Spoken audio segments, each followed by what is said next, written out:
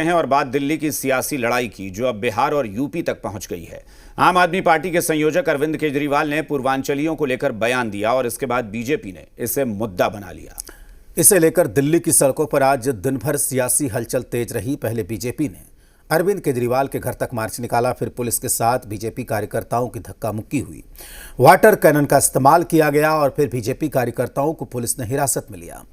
इसके बाद वार पलटवार का दौर और तेज हो गया।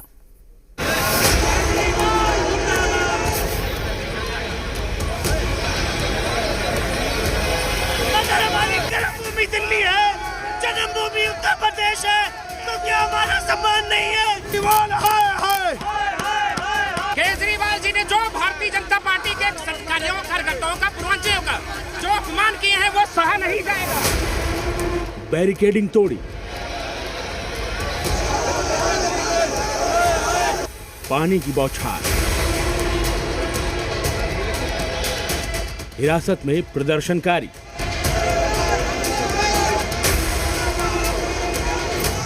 यह हंगामा और प्रदर्शन दिल्ली में पूर्वांचल वोटरों को लेकर है, जिसके लिए बीजेपी और आम आदमी पार्टी आमने सामने आ चुकी है। बीजेपी ने पूर्वांचलियों के सम्मान में मोर्चा खोल रखा है। बीजेपी कार्यकर्ताओं ने अरविंद केजरीवाल के बयान के खिलाफ पूर्वांचल सम्मान मार्च निकाला। ये मार्च अशोका रोड से केजरीवाल के घर तक निकाला जा रहा था, जिसे पूर्वांचल सम्मान मार्च नाम दिया गया था। इसे लीड कर रहे थे बीजेपी सांसद मनोज तिवारी। हालांकि केजरीवाल के घर के बाहर प्रदर्शनकारियों को रोकने के लिए बैरिकेडिंग की गई थी, लेकिन बीजेपी कार्यकर्ता इसे तोड़कर आगे बढ़ गए। इसके बाद पुलिस ने वाटर कैनन चलाई और कई प्रदर्शनकारी कार्यकर्ताओं को हिरासत में ले लिया।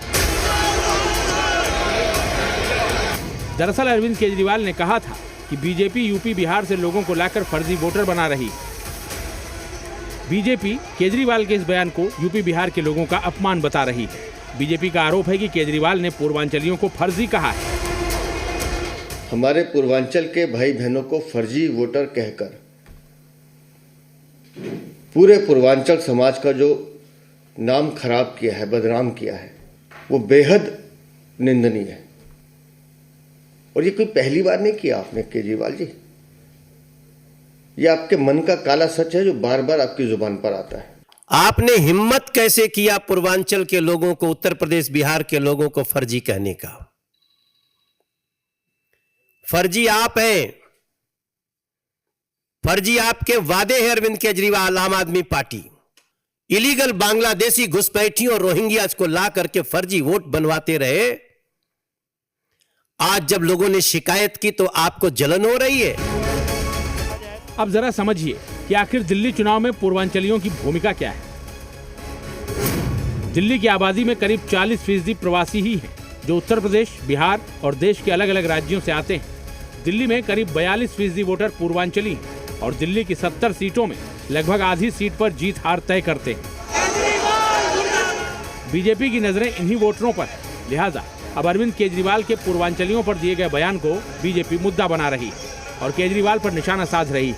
इस लड़ाई में बिहार के सांसद भी कूद पड़े। इस फर्जी वोटर जिसको कह रहा है पूर्वांचली और बिहारियों को, वही बिहारी, वही पूर्वांचली केजरीवाल को मुख्यमंत्री बनाया। केजरीवाल खुद फर्जी है। वही यूपी बिहार के लोग हैं। अगर एक दिन अगर ये लोग कार्य ना करें तो कहीं ना कहीं देश की गति थमने पर आ जाएगी। इतना महत्वपूर्ण योगदान है। और ये किस तरीके की बांटने की सोच है? क्या चाहते हैं पूर्व मुख्यमंत्री अरविंद केजरीवाल जी कि भारत में अब ड्यूअल सिटीजनशिप लागू कर दी जाए क्या? बीजेपी हमलावर है तो आम आदमी पार्टी भी बीजेपी के हर वार पर पलटवार कर रही है। उल्टा चोर कोतवाल को डांटे।